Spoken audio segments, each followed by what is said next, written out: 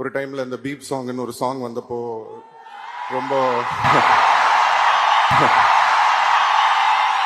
அந்த டைம்ல வந்து ரொம்ப கஷ்டமான ஒரு டைம் உங்க எல்லாருக்குமே தெரியும்.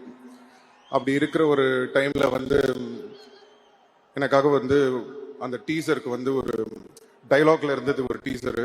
பட் சார் வந்து ஊருக்கு போகாம இருந்து இல்ல நம்ம எதாவது பண்ணணும் அப்படின்னு சொல்லி அவர் போட்டு ஒரு டீசரை ரெடி பண்ணி ரிலீஸ் பண்ண சாங் தான் தள்ளி போகாதே.